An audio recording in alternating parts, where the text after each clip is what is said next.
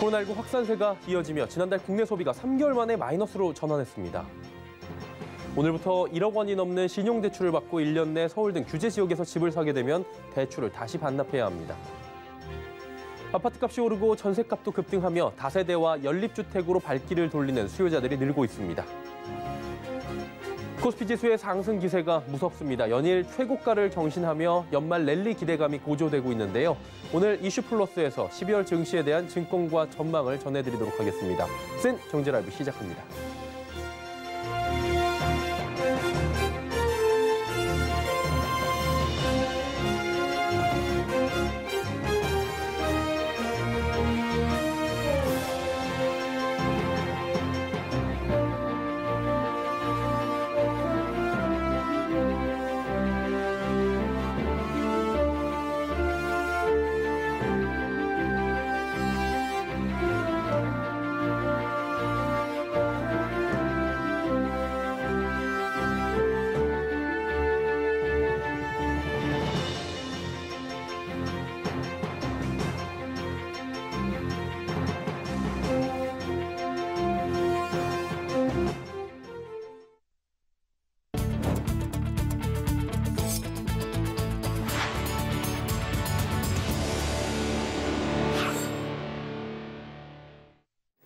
시청자 여러분 안녕하십니까? 센 경제라이브 서정덕입니다.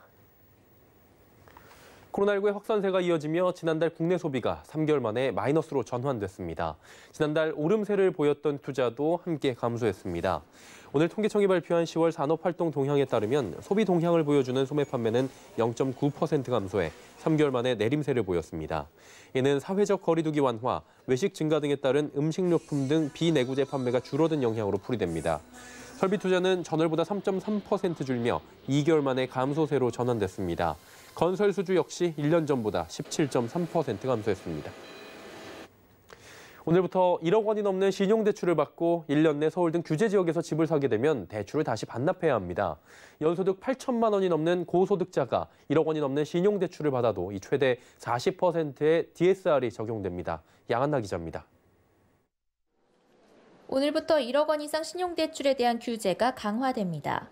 영혼까지 끌어모아 대출을 받는 영끌, 빚을 내 투자하는 비투 등 가계대출이 증가하자 금융당국이 규제에 나선 겁니다.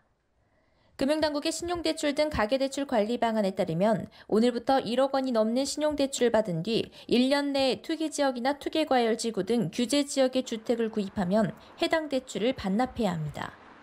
부동산 투자를 위해 주택담보대출에 더해 거액의 신용대출까지 받는 것을 막겠다는 취지입니다.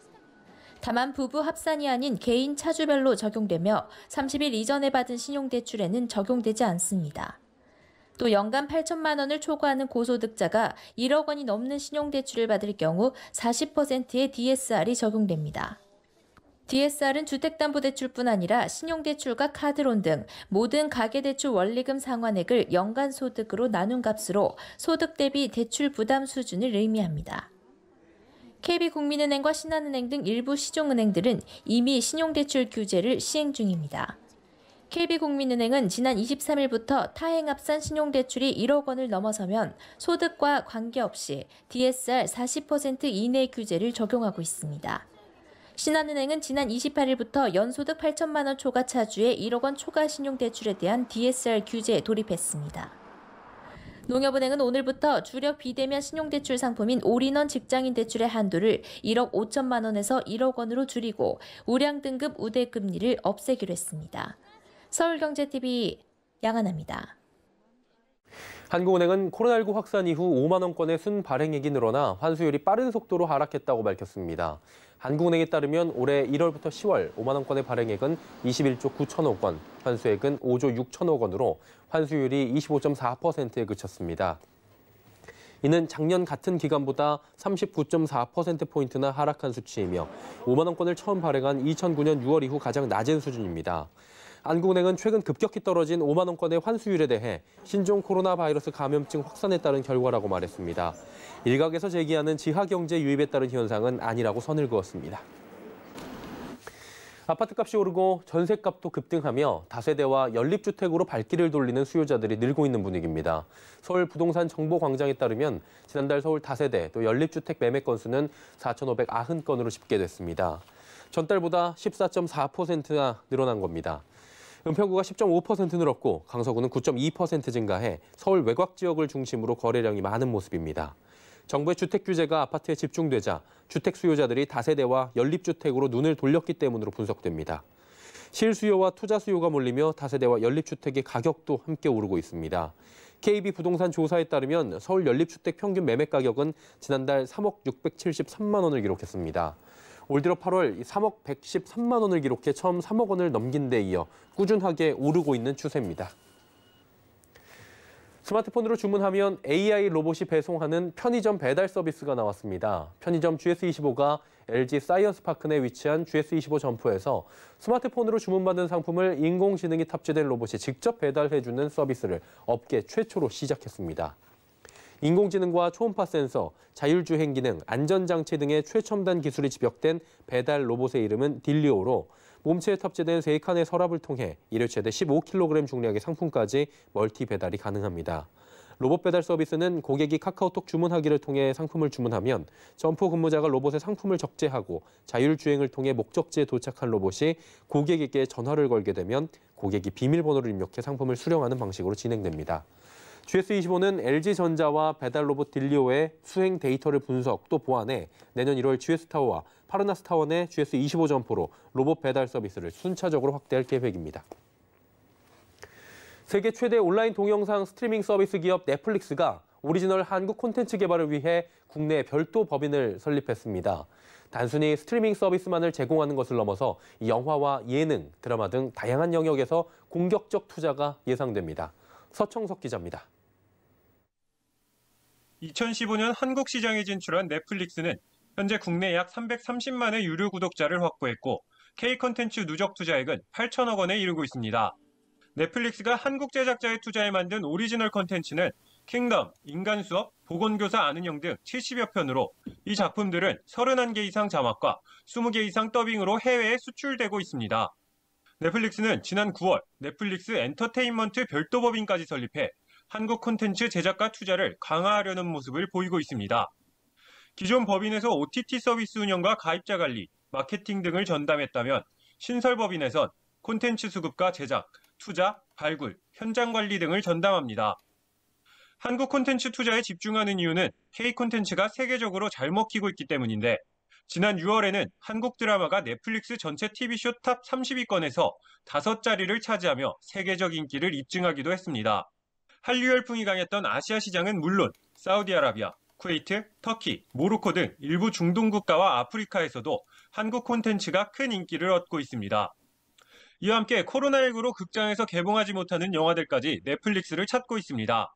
최근 박신혜 주연 콜이 공개돼 좋은 반응을 얻고 있고 앞으로는 국내 첫 우주 SF, 승류, 차인표 주연의 영화 차인표 등이 넷플릭스를 통해 단독 공개될 예정입니다.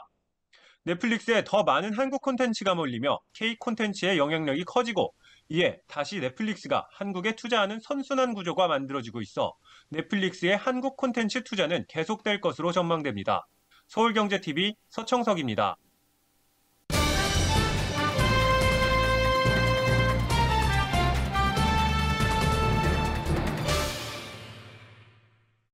연일 최고가를 경신하며 한껏 달아오른 주식시장 오늘은 최고가를 경신한 뒤에 잠시 쉬어가는 모습이었죠. 하지만 증권가에선 숨고르기 양상일 뿐 상승 추세는 변함이 없을 것이란 전망이 우세하다고 합니다. 연말 랠리의 기대감 속에 12월 증시 전망 증권부 김혜영 기자와 이야기 나눠보도록 하겠습니다.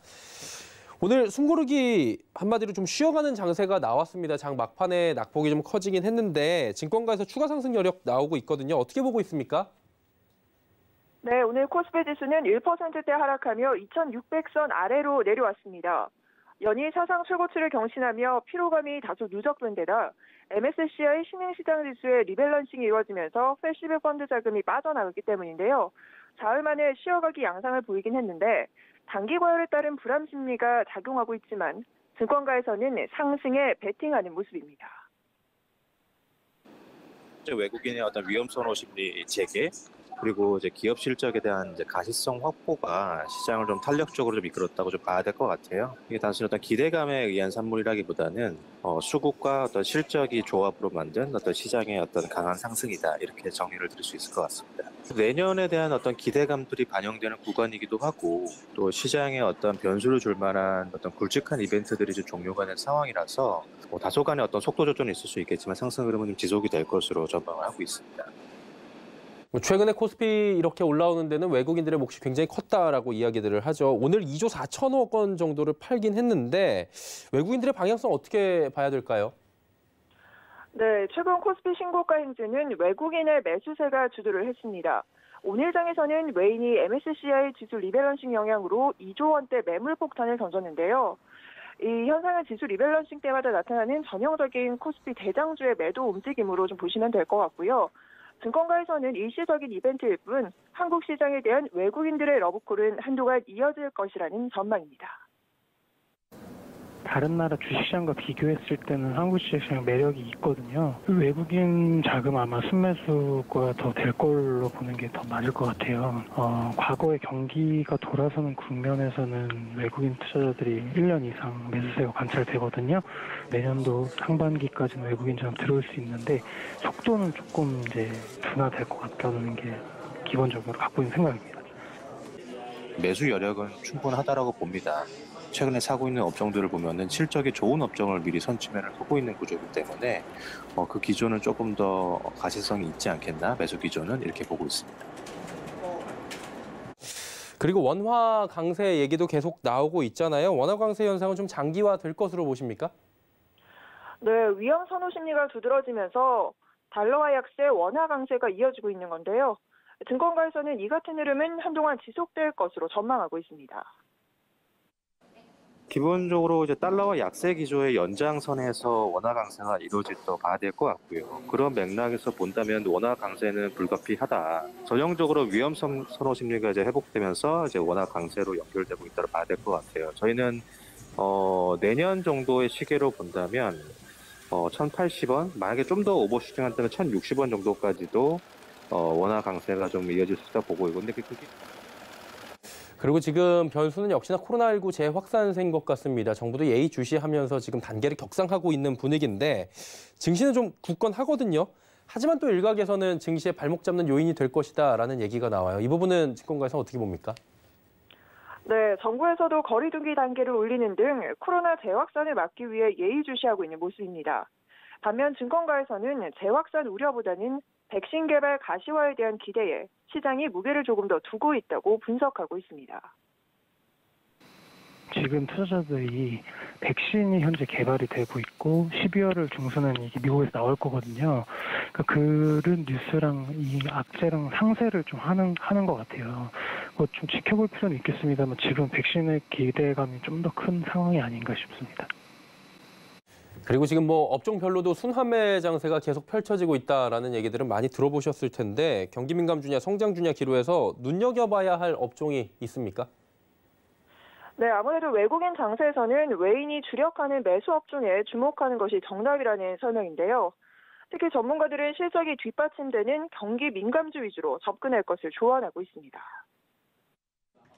당장은 성장보다는 그 민감주, 가치주가 더 나을 국면이라고 생각하고 있어요. 성장주랑 가치주 로테이션을 미치는 가장 큰 변수는 이제 금리라고 보고 있는데요. 금리가 내려가는 국면에서 성장주가 좋거든요. 지금은 이제 내년도 상반기까지는 금리가 내려가기보다 올라갈 가능성이 높은 상황이라서 여기서는 민감주가 당분간은 조금 더 유리한 국면 아닐까 싶습니다. 장기적으로 본다면 여전히 성장주가 매력적이지만은 연말이나 남은 이제 한두 달 정도의 시계를 놓고 본다면 실적에 대한 회복력이 빠른 업종일수록 가치주냐 성장주냐 이 구분을 떠나서 오를 수 있는 여력은 있다라고 봅니다. 반도체를 비롯해서요. 자동차 업종도 여기에 해당이 되고 일부 화학 업종 같은 경우는 예상보다 이제 스프레드나 이런 것들이 좋아지면서 시장 눈높이보다는 좀 좋아질 수 있다라는 기대감이 형성되고 있는 것 같아요. 반도체, 자동차, 그리고 화학, 철강, 기계 업종 정도가 아마 예상보다 실적이 좀 좋아질 수 있는 가능성이 높은 업종이지 않을까. 예, 그리고 요즘에 시장을 보면 외국인들이 대형주 위주로 많이 담고 있다라는 얘기들이 나와요. 반도체나 2차 전지 관련 종목들을 특히나 많이 담았다고 하는데 어떻습니까? 네, 외국인 수급이 지수를 좀 떠받치면서 엉덩이가 꽤나 무거웠던 대형주들이 52주 신고가를 경신하는 등 상승세를 보이고 있습니다. 삼성전자나 SK하이닉스, LG화학, 삼성 SDI가 대표적인데요. 전문가들은 외국인 수급에 더해서 업황 개선과 실적 기대감 등이 더해져 있기 때문에 이런 대형주의 상승 랠리는 지속될 것으로 예상하고 있습니다. 반도체, 2차 전지 그리고 뭐 자동차까지 이 정도 볼 수 있을 것 같아요. 전반적으로 외국인이 들어온다고 쳐면은 대형주를 안 살 수가 없거든요. 수급 측면이라도 대형주가 유리한 국면인데 여기서 반도체는 업황 기대감이 있는 편이니까요. 뭐 반도체를 가장 좀 선호하는 편입니다. 네, 이러다 보니까 뭐 내년도 3,000포인트에 대한 장밋빛 전망도 나오고 있습니다. 어디까지 올라갈 수 있다고 보던가요? 네, 단기적으로는 숨고르기 국면에 진입할 수 있지만 업계에서는 상승 추세는 지속될 것이다라고 입을 모으고 있습니다. 지금 연말에 시장이 강한 이유는 이제 내년이 좋을 것이라는 기대감 때문이기 때문인데요. 내후년에 아마 시장의 코스피 순이익이 한 146조 정도까지도 가능하다, 2022년에. 근데 그 레벨이 우리가 과거에 달성했던 가장 높은 레벨이었던 2017년도 넘어가는 규모이거든요. 그래서 아마 시장은 뭐 저희가 적정 밸류로 보더라도 2,800 이상은 가능한 영역으로 갖춰지고 있지 않나 이렇게 판단을 하고 있습니다. 예, 마지막으로 그렇다면 연말 대응 전략 어떻게 가져가야 한다고 하던가요? 네, 전문가들은 대형주 위주의 투자 전략이 유효할 것이다라는 조언을 하고 있습니다. 지금은 이제 시장의 다소간의 과열을 시키는 과정이고 또 그러다 보니까 너무 이제 시장이 올라가는 거에 편승하기보다는 실적 좋은 대형주에 대한 저가 매수 그게 좀 더 바람직하지 않겠나라고 보고 있습니다. 대형주 위주로 계속 투자하시는 게 바람직하지 않을까 싶습니다. 예, 연말 상승 랠리 지속될 것이다라는 증권가의 전망 속에 대응 전략들까지 자세하게 살펴봤습니다. 김혜영 기자였습니다. 고맙습니다.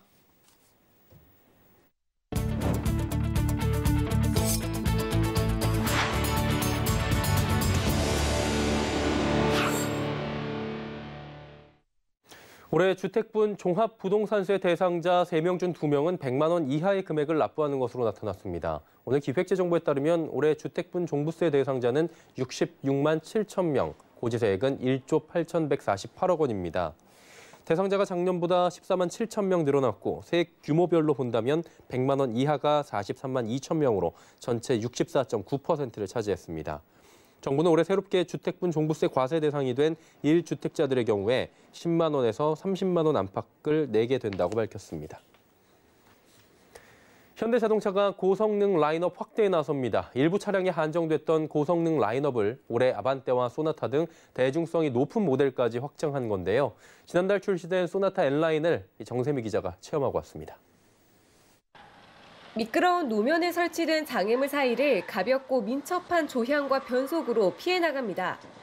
지름 3m의 원형 구간 회전도 큰 쏠림 없이 매끄러운 모습입니다. 지난 11월 출시된 현대자동차 소나타의 고성능 모델 소나타 N라인입니다. 소나타 N라인에는 스마트 스트림 가솔린 2.5 터보 엔진과 8단 습식 듀얼 클러치 변속기가 탑재됐습니다. 그 결과 최고 출력 290마력, 최대 토크 43.0kgm의 성능으로 개선됐습니다. 정지 상태에서 시속 100km까지 도달하는 시간인 제로백은 6.5초로 소나타 모델 중 가장 빠릅니다. 특히 정지 상태에서 출발할 때 엔진 토크와 휠스핀을 제어해 최대의 가속 성능을 내도록 하는 런치 컨트롤로 제로백은 6.2초까지 단축됩니다. 현대차는 지난해까지 i30와 벨로스터 등에서 고성능 라인업을 운영했습니다. 올해 아반떼와 코나, 투싼, 소나타 등 대중적인 모델의 고성능 라인업을 추가하며 접근성 확대에 나섰습니다. 국내 1등 기업이 해외에서 들어오는 모든 차종에 대해서 적자, 흑자를 떠나가지고 대응할 차량은 보유하고 있어야 되는 게 업계에서는 좀 의무라고 보고 있거든요. 핵심적인 차량에 대해서는 퍼포먼스를 업그레이드 한다든지. 현대자동차가 수입차의 전유물로 여겨졌던 고성능차 시장에서 소비자에게 새로운 선택지를 제공할지 주목됩니다. 서울경제TV 정세미입니다. 오는 12월 11일 기준으로 임대차 계약갱신 청구권 행사 기한이 변경됩니다. 한 달 전에서 2달 전으로 이렇게 한 달 앞당겨지는 만큼 세입자들의 유의가 필요해 보입니다. 현재 계약갱신 청구권 행사 기한은 계약 만료 6개월 전에서 1개월 전 사이입니다. 하지만 앞으로는 6개월 전에서 2개월 전으로 바뀌게 됩니다. 개정된 주택임대차보호법이 다음 달 10일 시행돼 일부 조항의 내용이 바뀌기 때문입니다. 앞으로 계약갱신을 원하는 세입자는 임대차 기간이 끝나기 2개월 전에 집주인에게 의사표현을 확실하게 해야 합니다. 전화, 문자, 메시지 등으로 의사를 전달하는 등 증거를 남기는 방식입니다. 스타벅스와 중소기업 벤처부, 민관이 소상공인 제기에 손을 잡고 나섰습니다. 스타벅스가 보유한 전문적 교육 역량을 통해 소상공인의 카페 창업과 스타벅스 취업을 지원하는 건데요.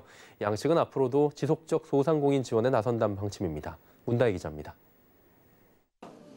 오늘 서울시 중구에 위치한 스타벅스 소공 아카데미에서 열린 스타벅스 리스타트 지원 프로그램 교육 수료식 현장. 박영선 중소기업 벤처부 장관이 새롭게 스타벅스 바리스타가 된 직원에게 축하의 의미로 스타벅스 앞치마를 씌워줍니다. 앞치마를 쓰고 활짝 웃고 있는 직원들은 스타벅스와 중기부가 40대 이상 소상공인의 카페 창업과 취업을 지원하기 위해 만든 프로그램으로 배출된 새로운 바리스타들입니다. 스타벅스와 중기부는 지난 5월 13호 자상한기업 업무 협약을 맺고 소상공인을 지원하는 상생 프로그램을 만들기로 했습니다. 이에 지난 8월 1차, 10월 2차 교육 대상자를 모집해 99명의 교육생을 선발해 교육을 실시했고 오늘 교육을 마친 수료생들이 나오며 그 결실이 맺어졌습니다. 오늘 행사에는 박영성 중기부 장관과 조봉환 소상공인 시장진흥공단 이사장, 송호섭 스타벅스 대표이사가 참석해 교육생들에게 수료증을 전달했습니다. 상생이라는 키워드를 꺼내들고 자상한 기업, 자발적 상생기업을 시작할 때는 반응이 저게 뭐 몇 호까지 가겠나 뭐 이랬었는데요. 작년에 10개 자상한 기업을 했고 올해는 이미 12개를 해서 22개. 또 12월 달에 지금 자상한 기업 하겠다고 줄 서 있는 기업들이 한 서너 개 됩니다. 그만큼 이런 어떤 상생에 대한 시대적 요구가 있고 상생이 하나의 그 시대를 관통하는 그런 단어가 되지 않았나 이렇게. 이번 배출된 교육생들은 커피 전문가로 구성된 스타벅스 강사들을 통해 커피의 최신 트렌드와 지식, 고객 서비스와 음료 품질, 위생관리, 매장 손익관리 등의 교육을 받았습니다. 특히 스타벅스는 예비 창업자들이 경험 부족으로 인한 어려움을 극복할 수 있도록 다양한 매장 운영 노하우도 전수해 실제 창업 시 안정적인 매장 운영과 우수한 품질을 유지할 수 있도록 지원했습니다. 스타벅스는 이번에 채용되신 28분의 중장년 바리스타 분들을 시작으로 향후 보다 체계적인 리스타트 프로그램을 전개해 나가며 차별 없는 열린 채용과 창업 지원이 지속 이루어질 수 있도록 최선의 노력을 다하겠습니다. 중기부와 스타벅스는 올해 시범 운영한 결과를 바탕으로 내년 지원 프로그램의 지역과 지원 대상을 넓혀간다는 방침입니다. 서울경제TV 문다입니다.